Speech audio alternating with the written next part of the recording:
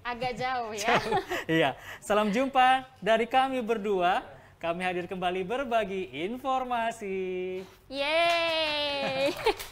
Selamat siang pemirsa TVRI dimanapun Anda berada. Kembali lagi kita berjumpa di Ngapeh, obrolan santai siang hari. Menghadirkan informasi, inspirasi, dan juga solusi. Iya. Kali ini bersama saya Aisy Gunadi. Dan saya Erwin Syah, juga teman-teman dari The Soullight, Nana dan Denny. Terima kasih sudah membuka Ngapeh siang hari ini dengan penampilan istimewa. Kita juga harapkan ini membawa semangatnya sih kehadiran Ngapeh. Kita ada banyak sekali informasi, ada hiburan juga dari The Soullight. Tentunya bisa bikin hari ini bisa menjadi lebih bersemangat di sela-sela aktivitas Anda. Betul, untuk mengawali awal pekan pemirsa di rumah ya. Iya. Kalau tadi The Soullight udah bilang senang sekali ketika hujan turun nih. Ini berkorelasi dengan tema kita hari ini, Erwin ya. Mungkin kalau sekarang udah jarang muncul hujan karena tema kita hari ini adalah waspada jelang musim kemarau. Iya betul ya, sih ini berasa ya beberapa minggu terakhir juga cuaca dan hawanya cukup panas dan terik ya, khususnya di kota Samarinda. Kita juga ingin tahu nanti seperti apa sih kondisinya mungkin di kabupaten kota lainnya di Kalimantan Timur ya Aisyah. Tentunya akan kami perbincangkan di Ngapeh dengan narasumber yang sudah hadir di studio. Iya betul. Nah sebelum kita menghadirkan para narasumber yang sudah hadir hari ini, kita akan menghadirkan satu berita dulu untuk pemirsa di rumah. Berikut ini informasinya. Ya, ini informasinya terkait dengan tema kita ya, di mana kemarau atau juga disebut musim kering adalah musim di daerah tropis yang dipengaruhi oleh sistem musim. Kurun waktu tertentu disebut musim kemarau jika curah hujan per bulan berada di bawah 60 mm per bulan. Musim kemarau adalah kebalikan dari musim hujan di kawasan yang mengalami dwi musim. Terkadang di wilayah tertentu dapat mengalami musim kemarau panjang yang ditandai dengan suhu sangat panas dalam jangka waktu lama sehingga menyebabkan kekeringan. Masa kemarau di berbagai negara di dunia berlangsung pada waktu berbeda-beda. Untuk wilayah Indonesia, biasanya kemarau terjadi pada bulan April hingga September. Selanjutnya berganti dengan musim penghujan yang didahului dengan masa transisi atau dinamakan musim pancaroba atau peralihan. Kita tidak bisa langsung mengatakan suatu tempat sedang mengalami kemarau atau tidak, sebab musim kering memiliki ciri dan karakteristik berbeda dibanding musim-musim lainnya. Kemarau tidak dapat dihindari, akan tetapi kita dapat mengantisipasinya agar tidak menimbulkan kerugian bagi lingkungan, pangan, serta sektor lainnya. Mengingat musim kering dapat berdampak buruk bagi manusia, flora dan juga fauna, seperti kemarau panjang yang sempat terjadi pada tahun 2012 lalu, sehingga menyebabkan gagal panen, kebakaran, dan sebagainya. Itu dia ya, ini perubahan musim sesuatu yang tidak bisa kita hindari ya, Aisyah. Yang paling penting adalah bagaimana kita bersiap menghadapinya, antisipasinya gitu ya. Nah, seperti apa tanggulangan yang harus kita hadapi di masa musim kemarau ini? Saat ini telah hadir bersama kita Bapak Suwarso AKSMSI selaku Kepala Pelaksana BPBD Samarinda. Dan juga Bapak Sutrisno, Forecaster BMKG Kota Samarinda. Kita ajak bergabung ya Bapak-Bapak ini. Silakan Pak Suwarso, Pak Sutrisno, selamat siang. Selamat bergabung Pak Suwarso di samping saya. Mungkin silakan. Silakan Pak. Terima kasih. Kabar baik ya Bapak? Alhamdulillah. Alhamdulillah. Iya, kita langsung saja mulai ya Pak, ini ngobrol-ngobrol mengenai waspada jelang musim kemarau. Saya ingin ke BMKG Kota Samarinda dulu, Pak Sutrisno selaku forecaster. Pak, ini memang kalau sekarang nih ya, awal Juni ini apakah memang sudah mulai masuk musim kemarau atau gimana kondisinya saat ini Pak? Oke, untuk kita tahu bahwa definisi musim kemarau itu apa dulu sih? Definisi musim kemarau menurut BMKG adalah apabila curah hujan dalam 10 hari itu kurang dari 50 mm dan diikuti dengan dasarian selanjutnya.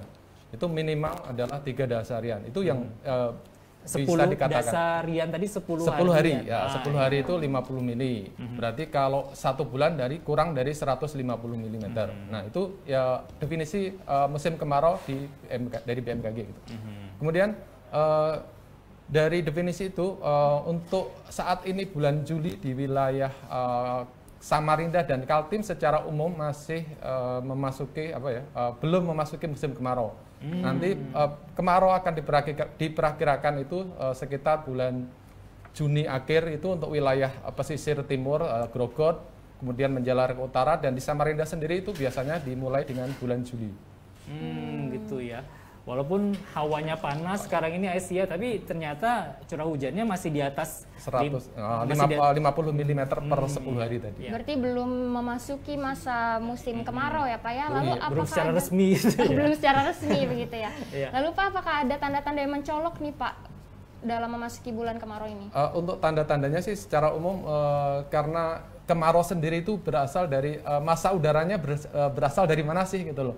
Untuk saat ini adalah memang muson Australia atau muson timur ya, di mana dari massa udara yang dari Australia itu ya sifatnya kering. Dari kering itu kemudian menuju ke wilayah Indonesia. Nanti seandainya semakin monsun Australia semakin menguat, otomatis Indonesia akan lebih kering gitu. Dan saat ini masih untuk wilayah Samarinda maupun Kaltim masih didominasi dari muson Australia tadi. Cuma karena melewati lautan ya di sekitar Kalimantan itu yang mempengaruhi massa udara yang basah, sehingga masih ada peluang hujan yang terjadi di wilayah Kaltim dan Samarinda. Iya, makanya kayak kemarin tuh masih ada hujan ya sempat ya di Samarinda ya. Iya. Baik, artinya memang kalau berbicara cuaca, iklim ini berputar, berrotasi begitu ya mungkin ya Pak Sutrisno ya, seluruh dunia ini begitu ya. Iya. Baik, saya ingin ke Pak Suwarso, Kepala Pelaksana BPBD Samarinda. Pak, ini walaupun mungkin secara kemungkinan besar baru dirasakan kita musim kemarau tuh Juli ya untuk Kota Samarinda seperti yang dijelaskan oleh Pak Sutrisno. Namun hawanya ini kalau kita lihat ya Pak ya, ini mulai perlu diwaspadai juga begitu. Suhunya juga cukup tinggi saat ini, dirasakan panas terik bisa terjadi. Ini gimana Pak? Mungkin apa yang kira-kira perlu diwaspadai oleh masyarakat Kota Samarinda khususnya? Ya, informasi dari BMKG ini sebetulnya sudah saya terima itu sekitar 3-4 minggu yang lalu. Nah, ini modal bagi BPBD untuk mempersiapkan menghadapi kalau memang harus terjadi kemarau yang agak panjang. Nah, jadi di tahap awal ini kita sudah memulai dengan mempersiapkan peralatan-peralatan, kita cek kembali ya yang dimiliki oleh BPBD Kota Samarinda. Termasuk di dalamnya kita juga komunikasi dengan BPBD Provinsi Kalimantan Timur karena memang BPBD Provinsi Kalimantan Timur mempunyai peralatan logistik yang sangat memadai untuk pemadaman-pemadaman termasuk persiapan dan pencegahannya. Di tingkat lapangan kita sudah membentuk namanya Katana, Kelurahan Tangguh Bencana. Itu juga bagian dari mitigasi dan pencegahan untuk penanggulangan khususnya yang dihadapi di musim kemarau ini memang biasanya karhutlah, kebakaran hutan dan lahan ya, gitu. Yang tidak kalah pentingnya itu teman-teman posko pemadam ada di beberapa titik kecamatan sekota Samarinda dan relawan-relawan yang luar biasa. Ini biasanya informasinya lebih awal. Memang ada informasi di BMKG di mana titik spot yang terjadi kebakaran gitu ya. Biasanya informasi lebih detailnya justru teman-teman relawan yang ada di lapangan, termasuk ada petugas PBW namanya pengawas wilayah bencana itu ada di tiap kecamatan, itu juga bagian daripada mendeteksi awal dari adanya kebencanaan khususnya kebakaran hutan dan lahan. Ini tetap kita waspadai. Di tahun 2019 Mas, Mbak, kita punya data yang kebakaran itu hampir 40 hektar. Wow, ya. di Samarinda 40 hektar, ada 28 kejadian ya. Yang kemarin kita agak miris itu kejadian di tahun sekitar 2020 itu di Jalan Telkom Tatako khususnya. Itu sampai makan korban jiwa.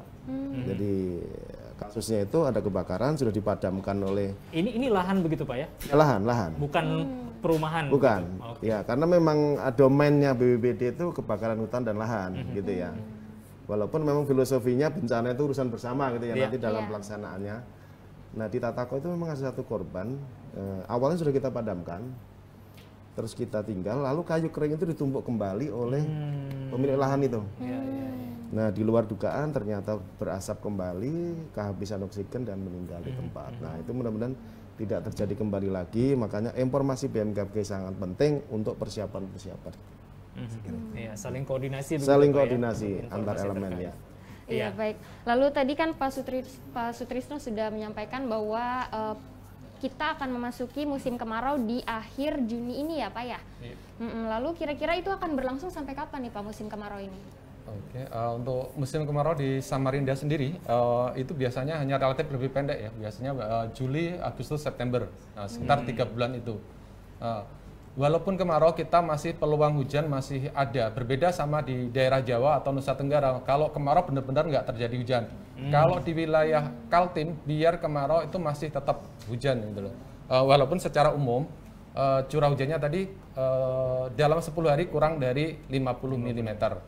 Nah, kemudian cirinya hujan di musim kemarau adalah biasanya pagi siang tuh terik banget, mungkin hujan lokal aja, hujan lokal tuh terjadi pada sore hari gitu. Rata-rata dan sifatnya juga sekupannya lebih pendek gitu.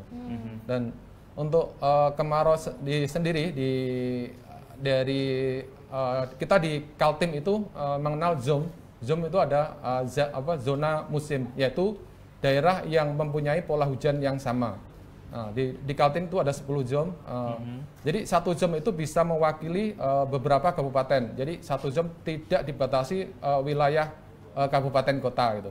Bisa mungkin seperti zone di Samarinda itu bisa sebagian wilayahnya Kutai Kertanegara. Jadi seperti itu. Iya, baik. Nah, kalau ke Pak Suarso lagi, saya ingin tanyakan ini terkait dengan sosialisasi mungkin ke masyarakat, apa yang terus dilakukan BPBD begitu Pak. Dan biasanya pemicu kebakaran lahan tadi itu apa sih Pak yang mungkin sering dialami, yang diteliti oleh BPBD sendiri? Ada beberapa program yang diluncurkan oleh rekan-rekan baik dari teman-teman kehutanan yang namanya Sipongi, yang bisa diakses oleh warga. Kemudian Polda Kaltim beberapa waktu yang lalu sempat meluncurkan satu aplikasi namanya Lancang Kuning, kemudian berubah menjadi Lembus Wana. Nah, di Kota Samarinda kalau tidak salah namanya Lambang Mandau itu ya. Itu aplikasi untuk mengetahui titik-titik hotspot itu ada di mana. Nah, ini penting ya. Nah, kemudian untuk persiapan kita sudah komunikasi dengan Tatanan tadi ya, dengan relawan. Kita sudah melaksanakan yang namanya ngopi dengan seluruh relawan. Minum kopi benar gitu. Ngopi pagi penuh inspirasi. Oh, ada kepanjangannya. Relawan kita kumpulkan di BPBD, kita bangun komunikasi, sinergitas, karena memang bencana itu urusan bersama. Ya, konsepnya pentahelik. Pentahelik itu seluruh komponen harus bekerja sama dalam penanggulangan bencana. Nah, kemudian penyebabnya setelah kita identifikasi memang ya Samarinda dari unsur tanahnya sendiri sebagian besar memang mengandung batu bara ya.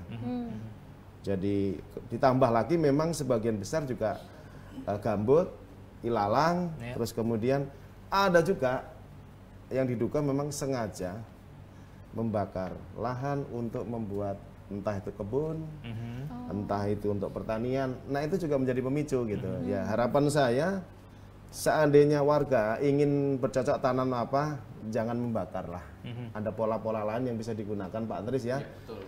Mungkin dengan unsur haranya atau unsur kesuburan daun-daunnya itu mungkin dibusukkan dengan treatment kimiawi sehingga tidak perlu terjadi kebakaran. Ini juga bagian pola memberikan edukasi kepada masyarakat untuk tidak membuka lahan dengan cara membakar.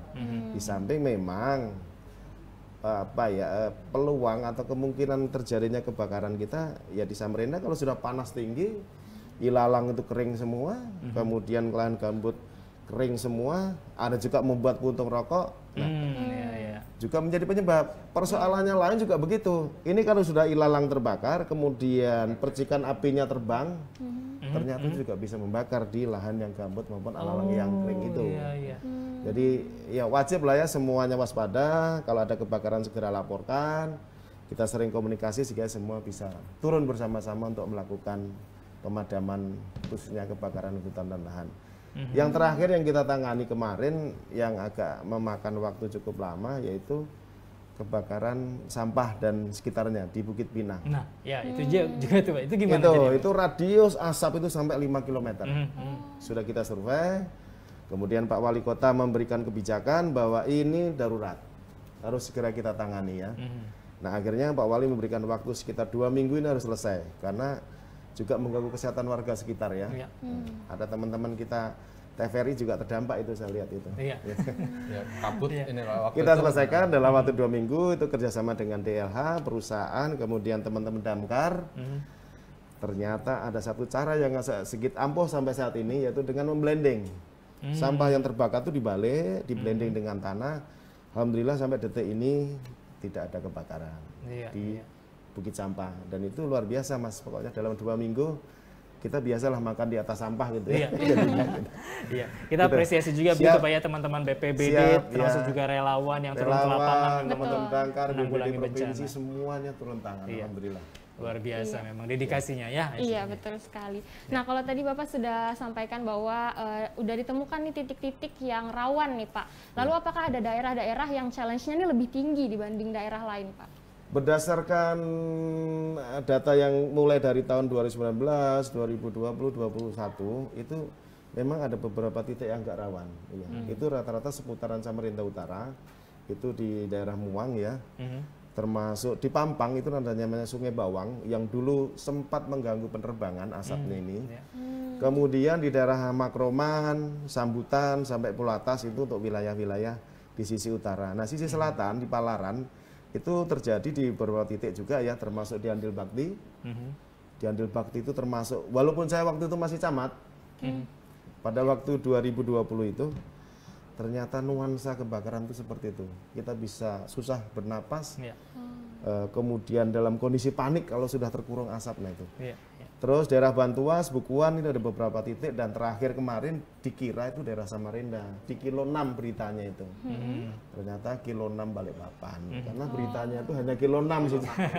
Semua sudah bergerak, posko-posko teman-teman sudah bersiap. Tapi ya, alhamdulillah di sana bisa padamkan, Samarinda tetap siaga.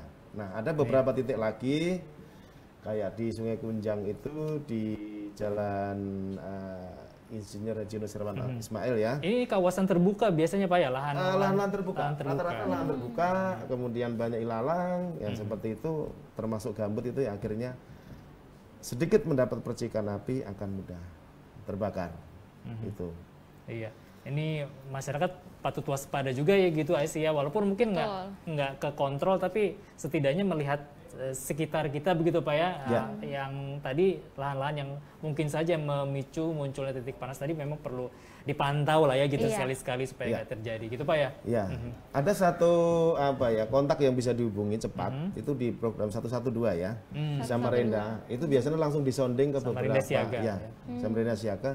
Itu langsung disonding ke beberapa OPD, relawan termasuk ITS tuh langsung timbul di situ, jadi semuanya bergerak, bisa dimanfaatkan itu. Iya, baik. Nah lalu Pak Trisno, saya ingin tanyakan juga, ini kan biasanya perubahan cuaca itu kadang berubahnya cepat ya Pak. Ini pagi cerah, terus siang bisa berubah mendung, hujan bahkan begitu kan. Ini gimana Pak untuk mengantisipasinya? Mungkin masyarakat bisa mengakses informasinya di mana gitu? Ya, untuk update informasi secara real time kita bisa di kami di BMKG Samarinda ada website yaitu bmkgsamarinda.com. Di dalam situ banyak fasilitas atau informasi yang didapatkan seperti informasi cuaca, informasi iklim itu untuk perakiraan sampai dengan 3 bulan ke depan.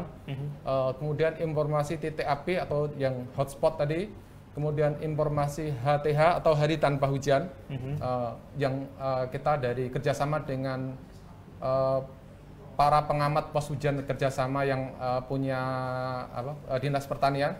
Kemudian informasi gelombang laut. Nah di situ informasi yang didapatkan tadi itu sifatnya real time gitu dan bisa diakses masyarakat umum. Gitu. Kemudian dari informasi tadi ada hotspot dan lain-lain. Di dalam hotspot sendiri itu kita ada titik koordinatnya yang disebutkan oleh Pak Suwarso tadi. Di dalam koordinat tadi ketahuan ini wilayah mana sih punya siapa. Nah, itu ketahuan sebenarnya itu. Jadi seandainya ada kebakaran hutan dan lahan itu yang bisa diantisipasi oleh relawan lebih cepat gitu. Kemudian dari selain itu yang HTH tadi kita bisa tahu ternyata wilayah Kaltim yang tidak terjadi hujan itu wilayah misalnya wilayah PPU atau Grogot atau Kutai Timur maupun Samarinda sendiri gitu. Itu ketahuan. Ini kalau dari para pemirsa mungkin membuka website BMKG di situ banyak informasi yang bisa ditampilkan gitu. Termasuk titik-titik panas tadi gitu ya, betul, Pak Trisno ya. Oke. Baik, ini udah canggih berarti ya, Ais ya. Iya, benar sekali. Iya. Pemirsa di rumah juga mungkin sudah sering nih melihat info publik yang kita hadirkan setiap sorenya ya, iya, itu kita mengenai menghadirkan ramalan cuaca juga Perakiran dari cuaca. BMKG. Betul, Nah, baik. Kita akan lanjutkan lagi obrolan ini ya, sih makin menarik. Kita akan Betul. jeda sejenak, tetap bersama kami pemirsa di Ngape.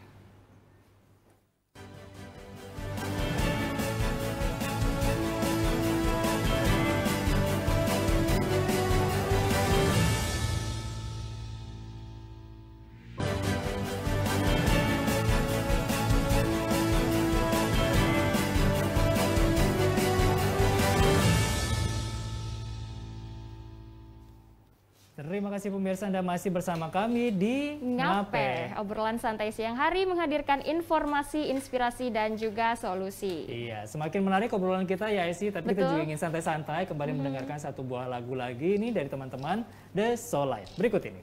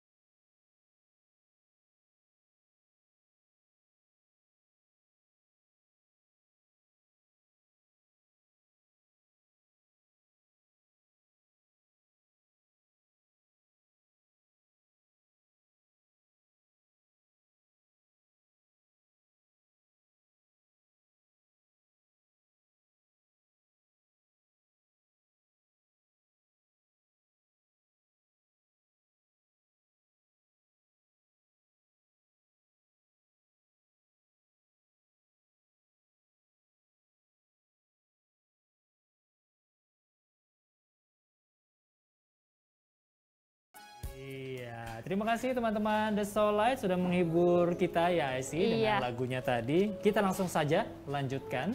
Waspada jelang musim kemarau. Iya, betul.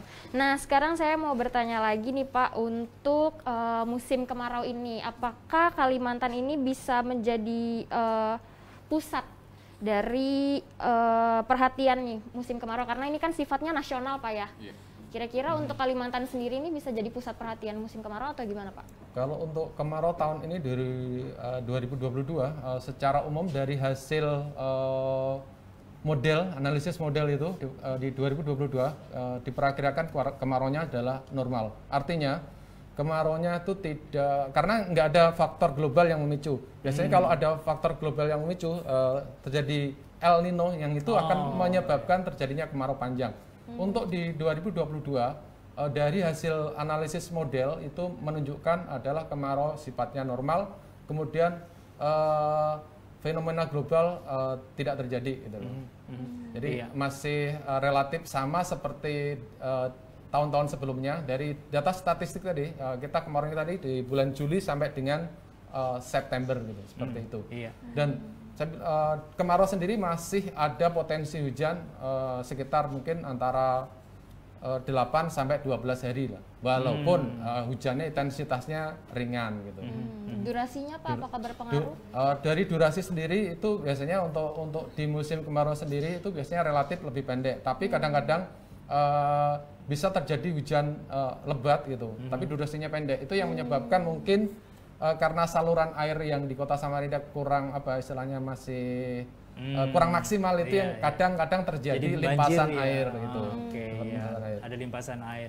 Baik, masih ke Pak Sutrisno, saya juga ingin tanya ini beberapa tahun terakhir kan ada selalu digaungkan begitu mengenai pemanasan global, kaitannya juga dengan peningkatan suhu udara begitu. Nah, kalau di Samarinda di Kalimantan Timur misalnya Pak Trisno, apakah ada juga prediksi peningkatan suhu udara yang mungkin di atas normal begitu untuk di musim kemarau ini? Oke, terima kasih. Untuk prediksi suhu udara di musim kemarau, sebenarnya secara nasional bukan di Kaltim aja, itu adalah memang terjadi peningkatan suhu udara gitu. Jadi dari tahun ke tahun suhu udara itu semakin meningkat atau panas. Efeknya apa? Dari peningkatan suhu udara sendiri itu akan menyebabkan pemanasan global dari mencairnya suhu es yang ada di kutub itu. Efeknya kemudian karena suhu udara panas, esnya mencair, ketinggian muka air yang ada saat ini lebih meningkat daripada biasanya itu. Nah, itu yang perlu diwaspadai. Kemudian pulau-pulau kecil yang biasanya tadi mungkin tidak terkena pasang, untuk kalau dengan adanya volume air yang lebih bisa terjadi genangan gitu, atau bisa terendam gitu loh. Iya. Luar biasa juga dampaknya ya. Nah, kalau kisaran suhunya tadi mungkin bisa diperkirakan di kemarau ini Kaltim sampai berapa sih maksimal perkiraannya Pak? Kalau untuk suhu udara sendiri sebenarnya di kemarau justru suhu udaranya itu malah relatif untuk pagi hari itu relatif lebih dingin, lebih dingin.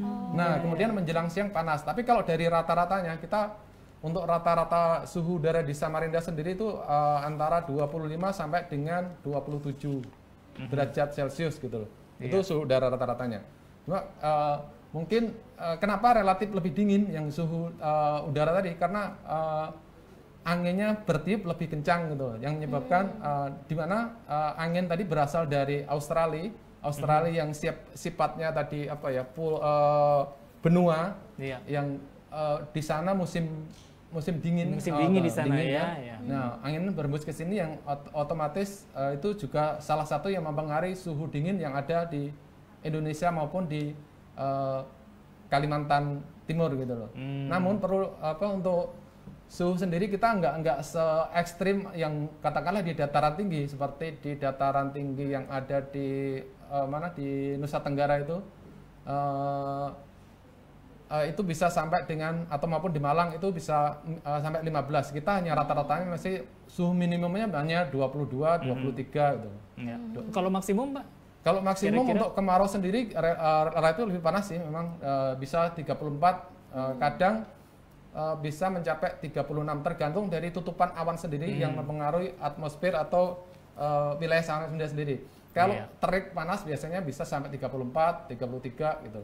Tapi rata-rata suhu maksimum rata-ratanya itu sekitar 33-an lah rata-ratanya. Baik.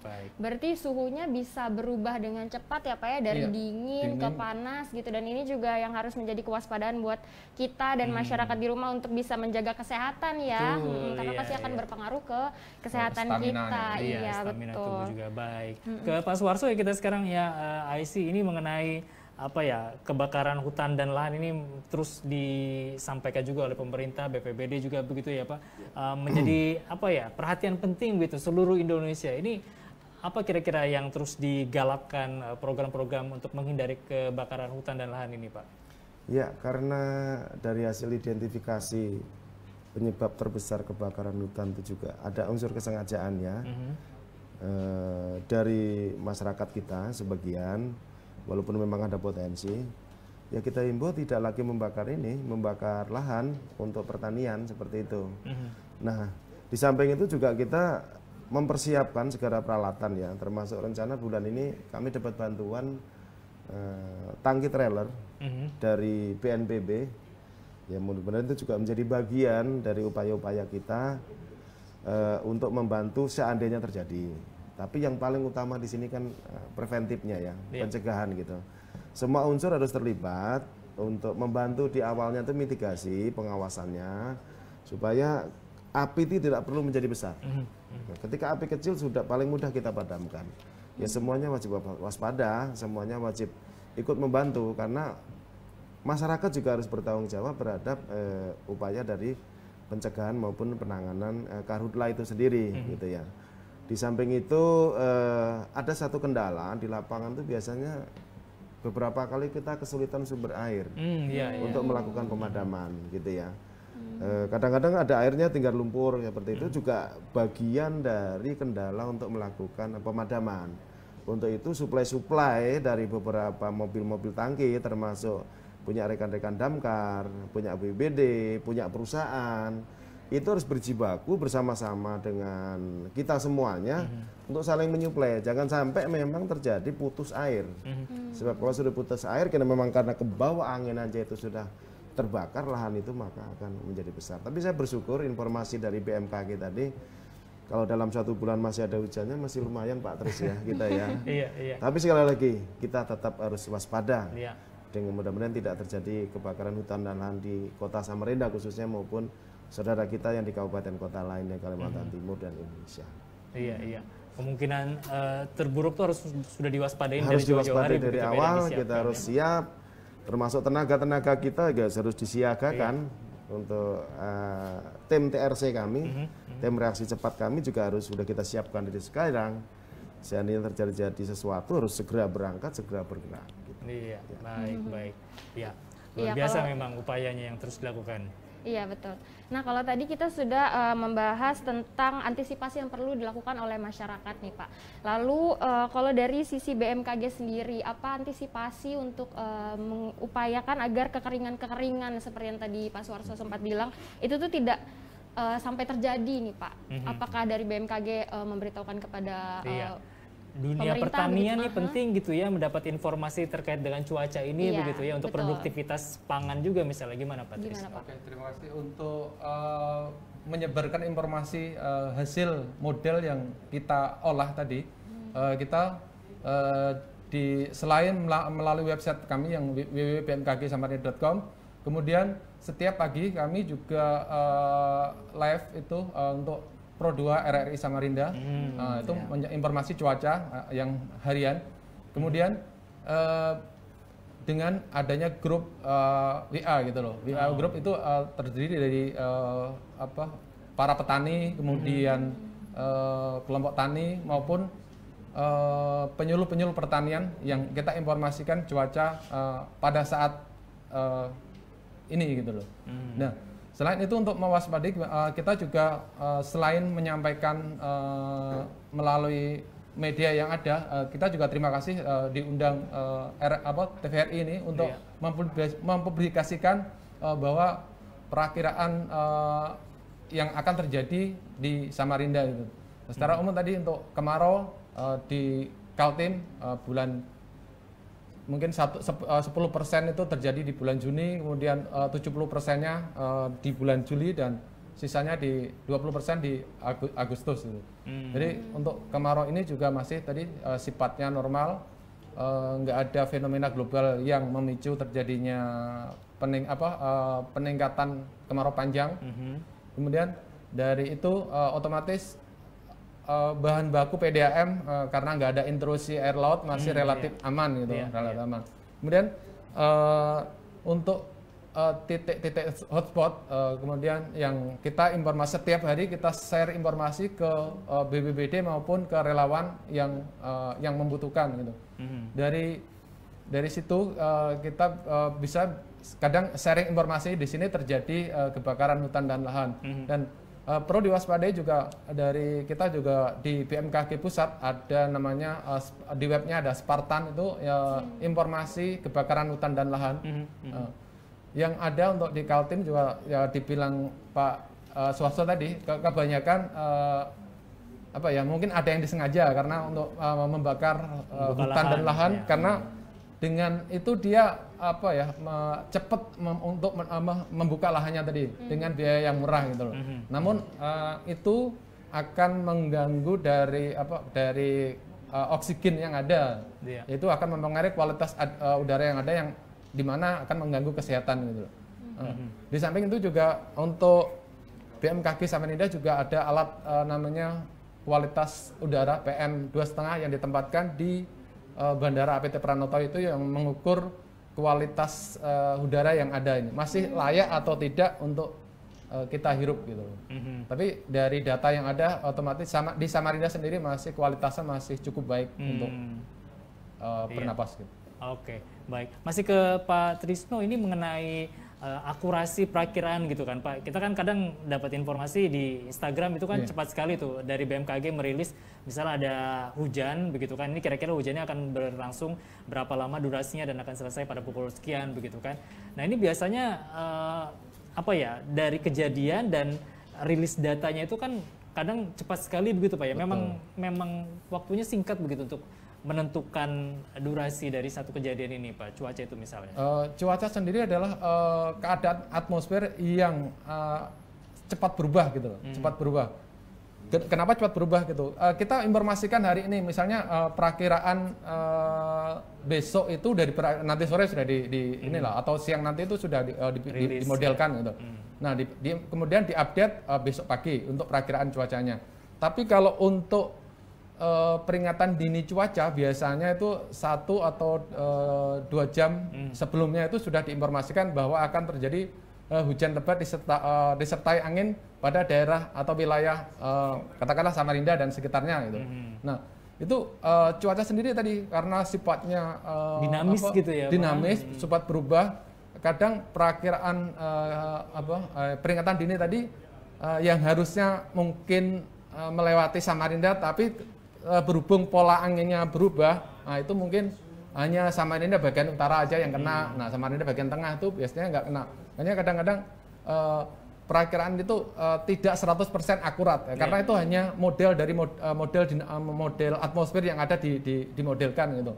Dan kami juga tidak menutup kemungkinan karena manusia gitu, manusia yang tergantung yang 100% kan memang yang Tuhan yang Maha Kuasa gitu yang punya.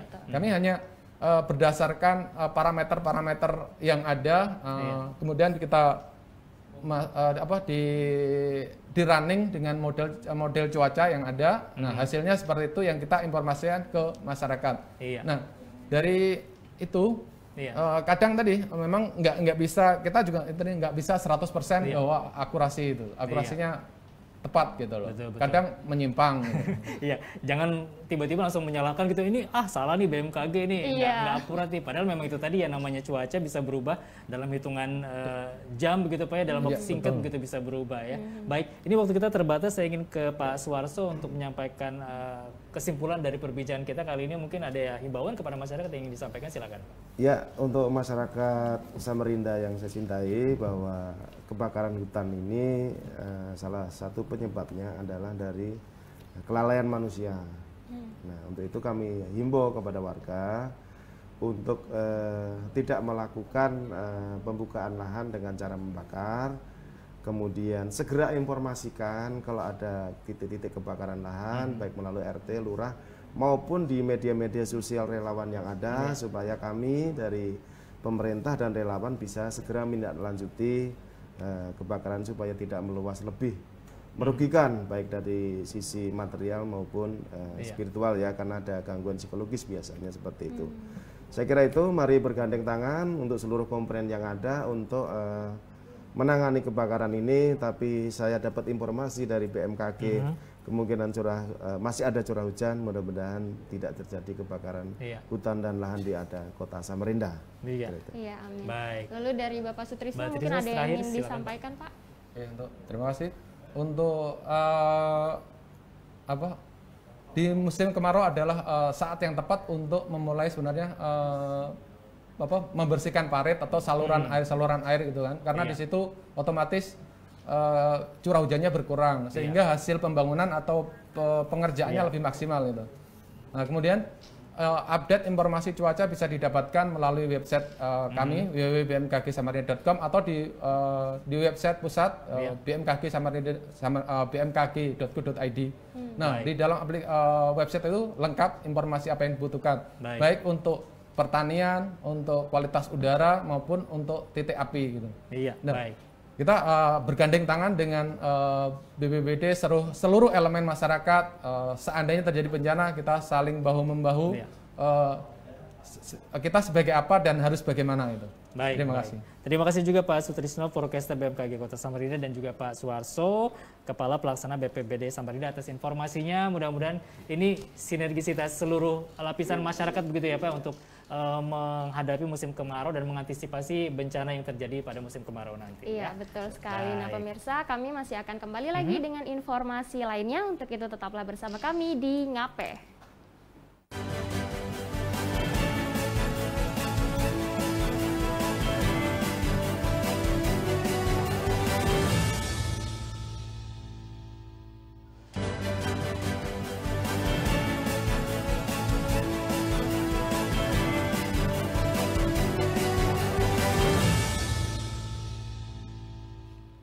Terima kasih pemirsa, Anda masih bersama kami di Ngape. Obrolan santai siang hari menghadirkan informasi, inspirasi, dan juga solusi. Iya, kita langsung saja ya Sia untuk menyampaikan satu informasi lagi nih, masih mengenai tema kita mengenai waspada musim kemarau di Kalimantan Timur. Betul. Ini dia informasinya, di mana Badan Meteorologi, Klimatologi, dan Geofisika BMKG Samsepingan Balikpapan mendeteksi 10 titik panas. Langsung kami hadirkan informasinya ya.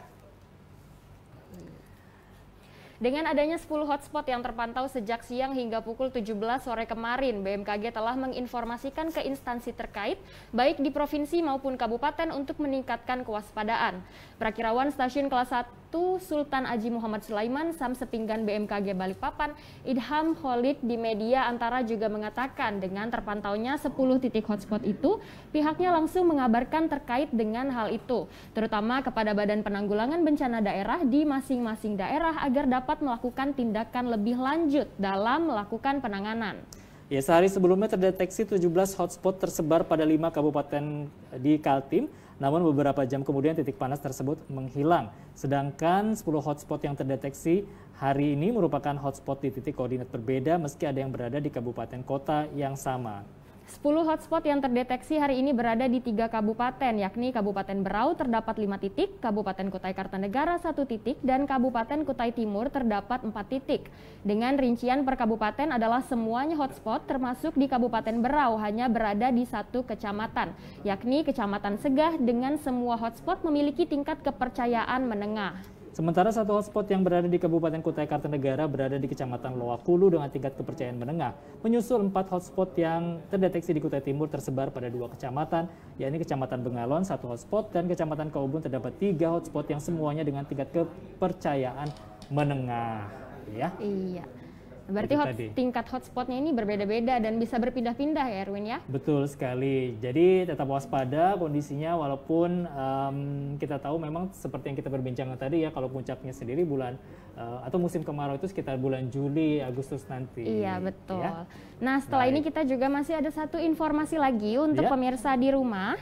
Kita akan meluruskan disinformasi mengenai poster festival lelang tahunan mengatasnamakan DJKN. Ya, ini kami hadirkan informasinya di layar televisi Anda pemirsa, di mana beredar tangkapan layar sebuah poster berisi informasi adanya festival lelang tahunan yang diselenggarakan oleh Direktorat Jenderal Kekayaan Negara DJKN. Pada poster tersebut disebutkan bahwa kegiatan festival lelang akan dilaksanakan pada tanggal 1 Juni hingga 3 Juni 2022.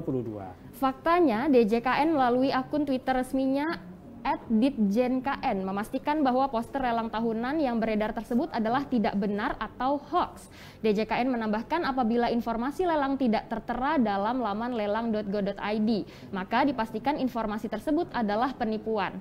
Pihaknya juga mengimbau kepada masyarakat agar tidak mentransfer uang ke rekening pribadi untuk kegiatan yang mengatasnamakan institusi. Iya, jadi sekali lagi kalau dapat informasi yang seperti ini tadi ya, Aisyah, ini harus dicek dan dicek lagi sumbernya. Betul. Jangan langsung disebar, jangan langsung percaya begitu, takutnya ini keliru begitu ya, karena mengenai lelang ini pun juga nanti akan dirilis secara resmi kalaupun ada begitu ya dari dinas terkait. Iya, jadi kita harus berhati-hati dalam menyebarkan informasi ya pemirsa ya. Iya, betul sekali Aisyah, dan nggak terasa ya sudah hampir 1 jam kita menemani Anda pemirsa di Ngape hari ini. Kita insya Allah ketemu lagi besok dengan tema yang berbeda lagi untuk dibahas dan diperbincangkan ya. Iya, dan tidak lupa juga kita mengajak para pemirsa di rumah untuk beralih ke TV digital karena bersih gambarnya, jernih suaranya, dan canggih teknologinya. Iya. Akhirnya, saya Aisyah Gunadi. Dan saya Erwin Syah undur diri.